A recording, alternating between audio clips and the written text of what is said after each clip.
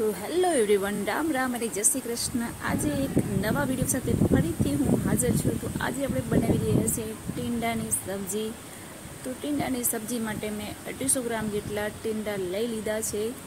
ગુજરાતીમાં કહીએ તો એને અમે ટેટસા કહીએ છીએ। તો એને બરોબર કટ કરીને રાખી દીધા છે। હવે આપણે વઘારની તૈયારી કરીશું। તો સૌથી પહેલાં તો મેં કઢાઈ ગરમ કરવા માટે મૂકી દીધી છે। એમાં 1 ચમચ જેટલી રાઈને આપણે ફૂટવા દઈશું। રાઈ બરોબર ગરમ થઈ ગઈ છે આપણી, એટલે એમાં 3 ચમચ જેટલી આપણે તેલ એડ કરીશું। અને તેલ પણ ગરમ બરોબર થઈ જાય એટલે આપણે ટેટસાને તેલમાં શેકવાના છે। તો ટેટસા હવે આપણે પાણીમાં મેં વોશ કરવા માટે રાખ્યા હતા, તો હવે એમાંથી પાણી નીતરી જાય એટલે બધા જ ટેટસા આપણે તેલમાં એડ કરી દઈશું। કેમ કે ટેટસામાં પણ પાણી હોય છે અને પાણીમાં વધારે ટાઈમ રાખો તો ટેટસા પણ પાણી થઈ જાય છે, એટલે એમાંથી પાણી નીકળવું જરૂરી છે। તો હવે આપણે ટેટસાને તેલમાં બરોબર મિક્સ કરવા દઈશું અને 2 મિનિટ માટે તેલમાં શેકાવા દઈશું।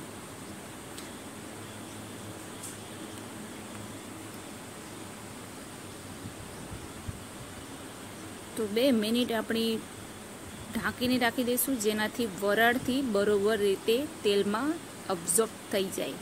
તો હવે 2 મિનિટ થઈ ગઈ છે અને જોઈ શકો છો તમે કે ટેટસાનો કલર પણ ચેન્જ થઈ ગયો છે। તો હવે આપણે આગળની પ્રોસેસ કરીશું।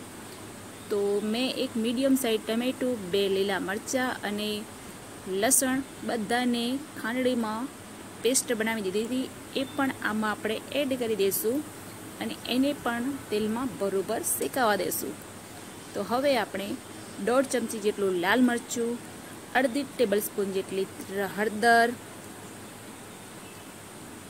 1 ચમચ જેટલો ગરમ મસાલો, 1 ચમચ જેટલા ધાણા પાવડર અને સ્વાદ મુજબ મીઠું નાખીશું।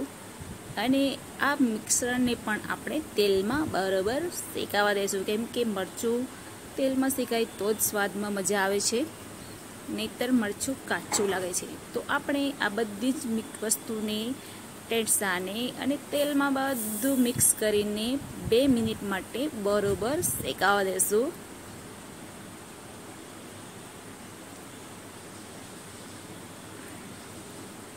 ગાઈસ, અગર તમે વિડીયોમાં પહેલી વાર જ આવે તો વિડીયોને લાઈક કરો, શેર કરો અને ચેનલને સબસ્ક્રાઈબ કરવાનું ભૂલશો નહીં।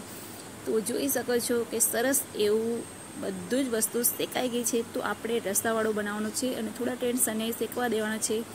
તો એમાં થોડું આપણે 1/2 ગ્લાસ જેટલું પાણી એડ કરીશું અને ઢાંકણ ઢાંકીને 5 મિનિટ માટે થવા દઈશું।